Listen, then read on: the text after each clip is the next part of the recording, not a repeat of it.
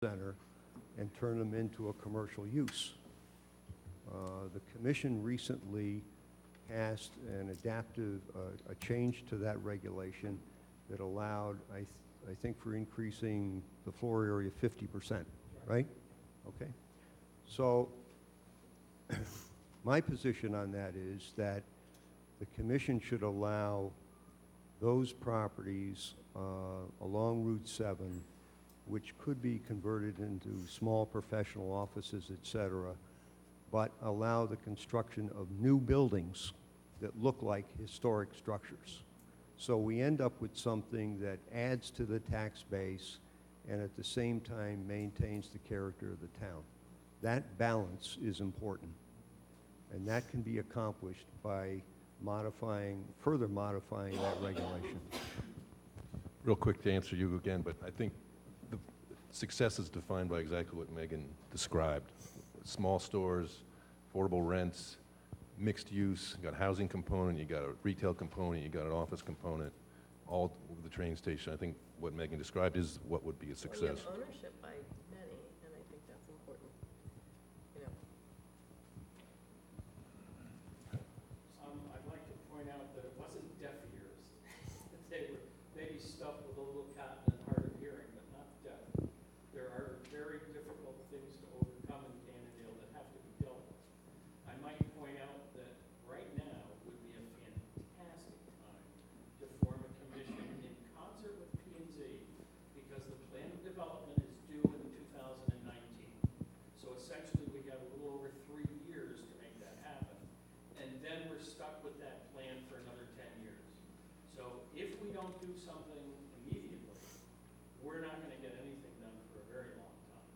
So I really would encourage our board, the P&Z, the Selectman's Office, Conservation, and Water in the wetlands, which is a chief component of this in that area, to work together to try to make this happen.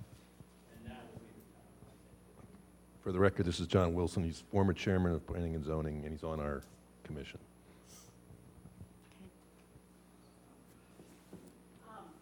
Three questions all related.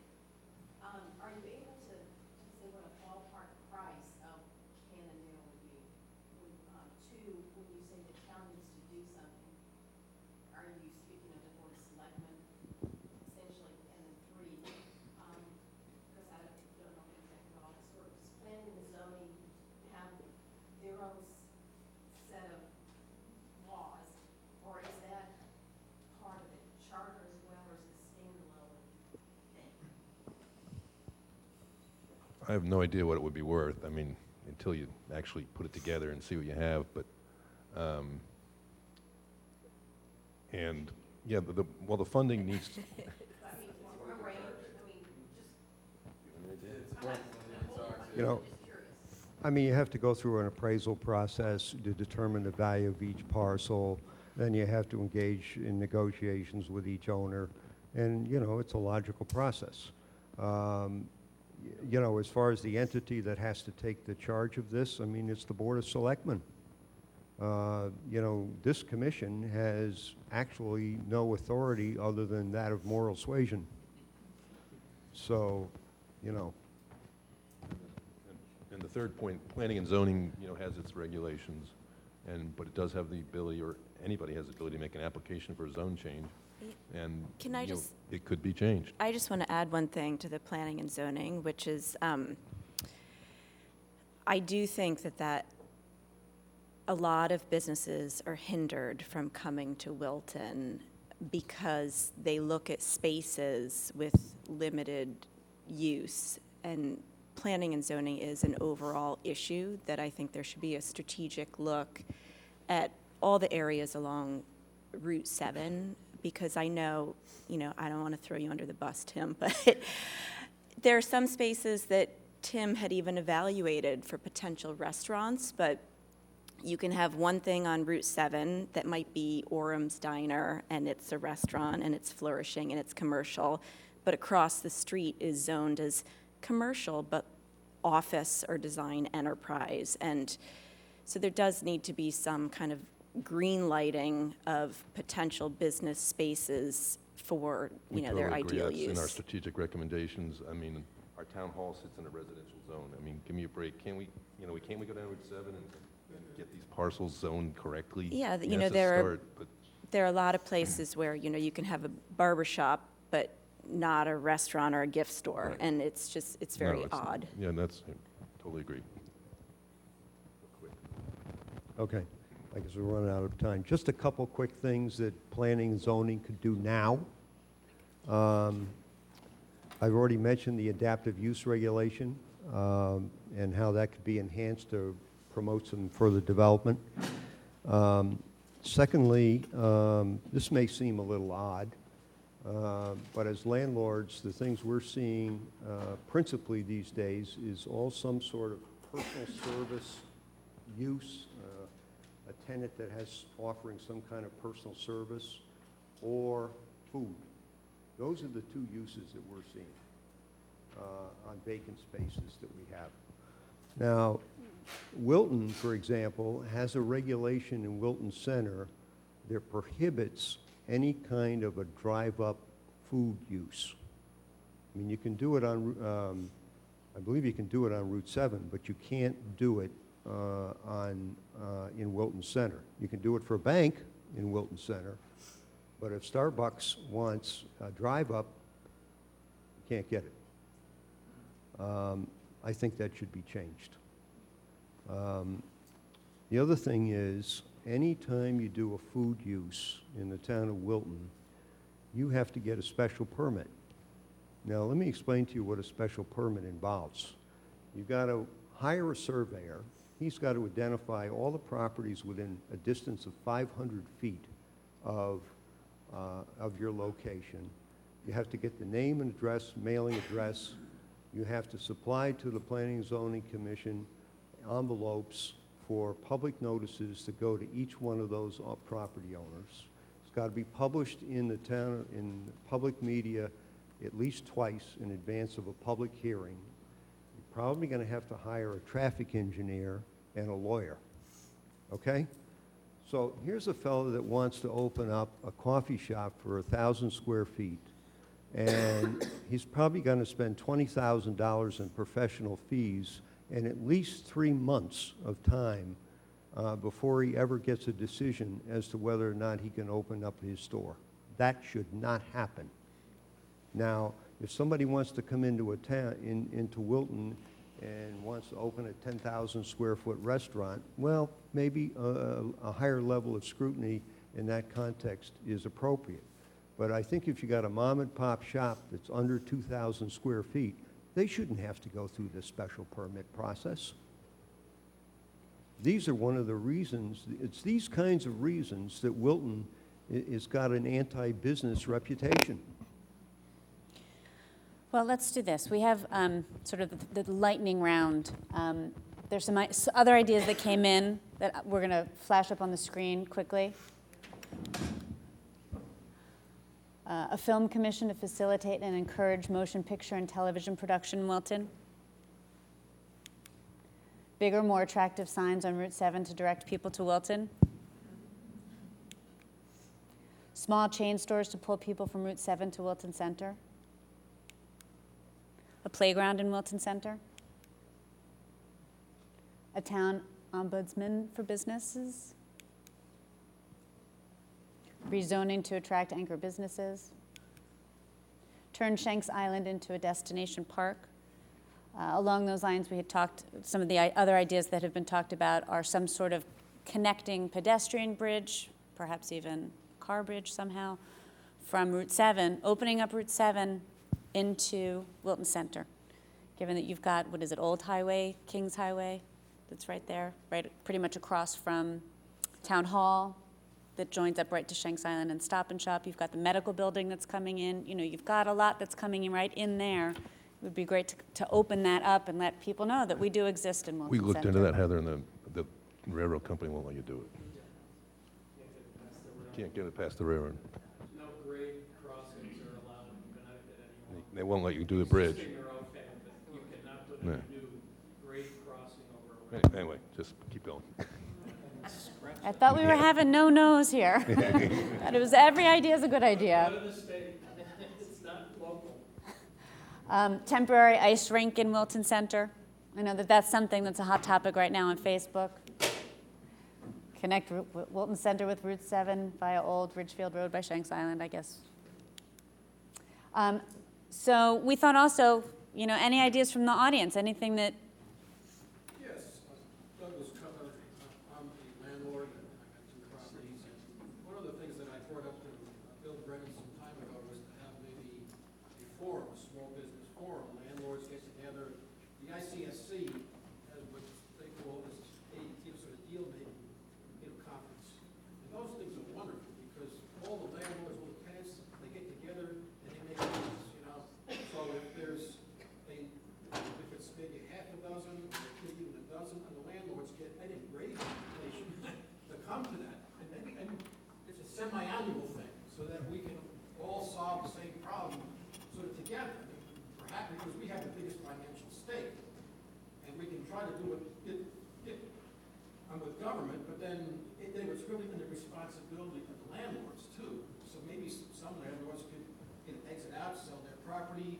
In the case of downtown, where people come into the town and they see those shabby buildings, on my own, I've tried to encourage some of the other landlords to try to make some improvements. As an architect, I made some thumbnail sketches for one of for the Palace Carpet owner, and I had looked into some buildings some years ago, perhaps do a Sturbridge, kind of village, street front, which would, be more welcoming, and it would, because retail is entertainment, and that would help, give a draw to the town, and with some help from the state in putting in curbs and sidewalks down there, maybe we can do something with some of the zoning, because now we're going to get bus traffic and some of the pedestrian traffic, and perhaps even permit put a parking garage in.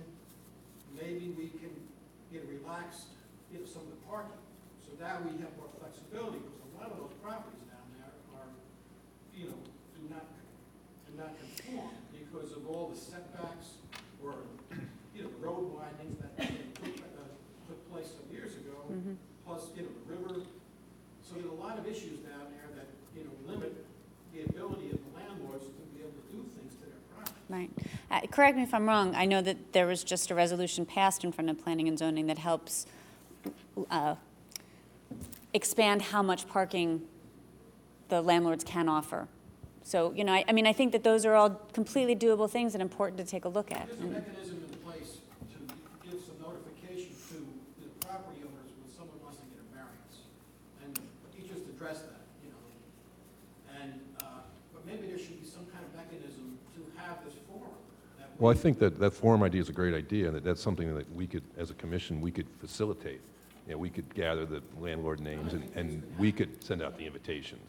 So I think that's a great idea. Yeah. I mean, I'm at fault too for not participating in, these town events, but I'm at the point of frustration where I've tried to lease space for 6 Right.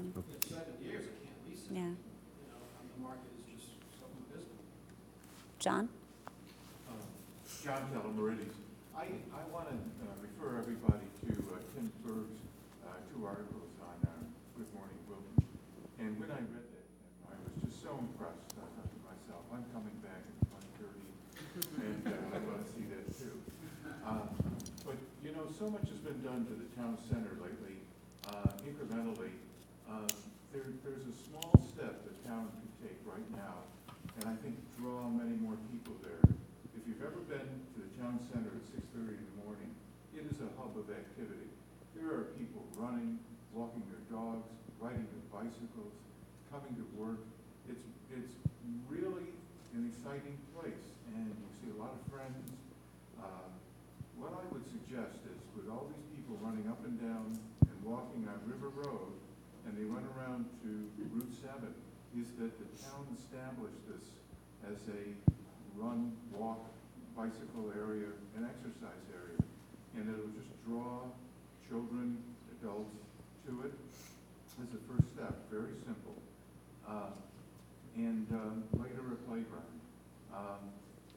And this original idea of mine is already built in Simsbury, Connecticut, if you've been there.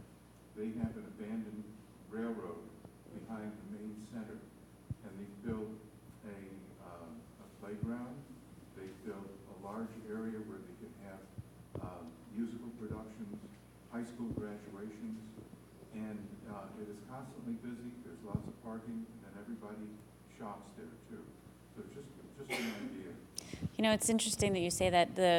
To build on, I mean, if we are going to be the semi-rural village, then let's make this the village. Let's build on that with, you know, I talked to people about an idea I had about signs of, you know, the salad place gets a sign that's in the shape of salad bowl, and the cookie lady has a cookie sign, and you get to be that kind of quaint, that old New England representation of what the business is. And then Connecticut Magazine does the story on the signs of Wilton, and, you know, it's a weekend kind of thing. Well, let's go to that place that's got the cute signs.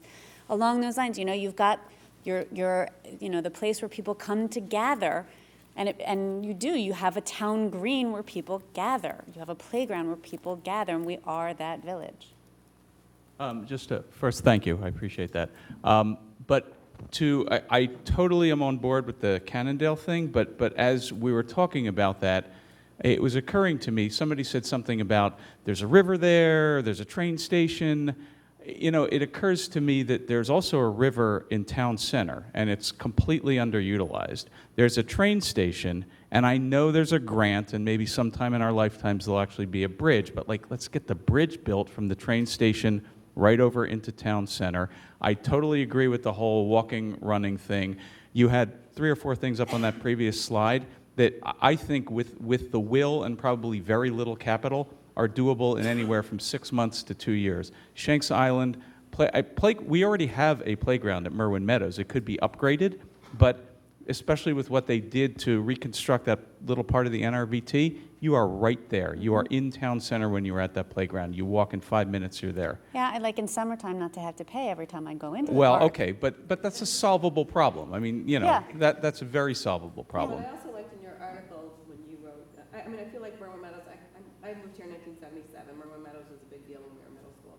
And I feel like it's outlived its life of what the pond itself In its current state. is. But it is a tremendous resource being located where it is in But proximity to talk town about center. the possible rink down in that area. Yeah, and all that why kind of not? stuff. I love that. Yeah.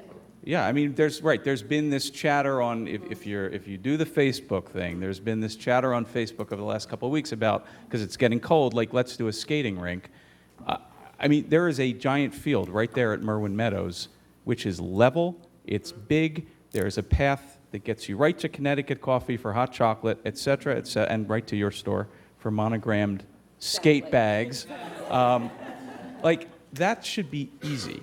This is not something that needs a 10-year plan and, you know, tremendous capital. If we had the will, we could get that done easily. Yeah. That, and I also think you need people to step up to volunteer. I mean, I talked to somebody who, Ms. Lynn, who was talking about how she got to know people 20-some-odd years ago actually picking up the hammer to build that playground. You know, I can't remember, since I've lived here, when people have actually picked up a hammer to build something in town as a collective unit, to put in that blood, sweat, and tears. And That's the part of problem. it. That is part of it, that it's not just, let's form a commission, let's get the board, town hall has to do it, let's put the money in to buy Cannondale. It's also, all of us need to step up to say, I've got my hammer. But I think people get reluctant because Facebook's 411 and 412, it's the same naysayers. There was about a few months ago, I called Heather because there were a number of people complaining about retail in Wilton. And I take that very personally, and I called her to complain about it. And of the 5 people that initiated the conversation and started stirring the pot, not one of them has been in my store in over 5 years. So you have to look at the people that are putting those things out there. Are they the people that really understand the zoning laws? What all people are doing behind the scenes? I know the Chamber of Commerce has taken a hit, and there are a lot of things that we do well. Step up and volunteer. You know, stop complaining all the time. Well, So real quick, I just want to comment on the Shanks Island, because I completely love that idea, and I'd love to see a footbridge and open up the river, and that land, the land truss, control part of that land is coming up. You know, a number of you, what I hear from people as I'm talking to them, if you've been here for a long time, you remember that we once tried to put a playground there, and it was shot down. But I think the community has changed, and I really think that that there is the opportunity to do these kind of things. And so I just want to say that to people who remember all the no's in the past, that I do think that things are changing and those opportunities are available. I hope. Real quick, we're kind of running out of time, but some other things that people have brought up to me, just they didn't submit it, but they come up to me, hey, is relaxing the laws governing our restaurants. The time that they can be open, they have to close at 10, I believe it is. I mean, Tim, you can tell me, but yeah, I mean, Ridgefield's 1 o'clock, and Norwalk's the same thing. I mean, why are we doing that? Why are we squeezing them? And we want restaurants in town. I think, and then the whole percentage that can be a bar, and it has to be seating, and we're just making it difficult. I mean, there's no point in that anymore. We're not a dry town anymore. We're over it. We're open on Sundays. I mean, come on, let's, so it's more than one people have asked me about that. And then, clearly the Shanks thing and the playground or a dog park, something to get out-of-towners into Wilton Center, spending money, going to the ice cream store, the Clune Center. Ridgefield has reinvented their abandoned auditorium into the Ridgefield Playhouse. They draw out-of-towners regionally. I mean, we underutilize the Clune Center. It's controlled by the Board of Ed and not by the town. Same thing with the field house. We used to have the home shows there, and it became, I'm president of the Home Builders Association, we stopped using it because it was so difficult to get into there. The janitors controlled when we could get in, and we couldn't set up. So we have the janitor at the field house determining, what Wilton's going to look like. I mean, it's, we just have to focus on this stuff and take charge of our own town. That's the key, take charge of your own town. I see hands raised, and I think that's an encouraging thing, but we are being told that 9 o'clock is it. Can we go over? Okay. There was just one thing I wanted to add to. I mean, I've only lived here for 2 years, and I don't know about planning and zoning, but I think the clientele, from what I'm hearing, is changing. I think a lot of families, I mean, I work, my husband works, my daughter's in kindergarten, and I think a lot of parents I know are working. So to shop in town, by the time I get home and feed her and get ready, and then my husband comes home, I'm ready to go shopping at 7 o'clock. So for me to go downtown, I'm not really hitting the village market because I'm like, oh, what time is it running through? And, the only time I can come down to shop is a Saturday, and I'm running around doing other errands. So we were just, Megan and I were just talking about our being open on Sundays and not, and our most difficult part of that is finding help. I'd love to be open Sundays, but it's hard enough for me to staff the after-school hours and Saturdays to begin with that I don't know how to do it. And yet I understand, I'm a working mom too. That's when I do everything on Sunday. It's the only day I have. See, I do everything in the evening, and that's where even Right. restaurants, and that's why I totally agree. I think there's like cool younger Yeah. generation that's coming that Yes. wants to, that we're up till 11 or 12 o'clock at night, that we get all that stuff done, so we have the weekends free. So if there were these cool, funky restaurants to go to and little shops open later, I think that's just a whole other clientele of it. One more. Yes, thank you. My name is Al Stowerman. I live on Timbertop Trail here in Wilton. I've been here for 33 years. And I am the author of the idea which led those that were not in consideration tonight. And I know the hour is very late, but I'd like you to permit me 2 or 3 minutes to talk about the idea that About 2. Peter says 2. That could be hard for me. I know you. Yeah. No, okay. Well, anyway, as I said, my name is Al Stout, and I've lived here for quite a while. I've made my living as a film production person, and primarily we concentrated on television commercials, a huge industry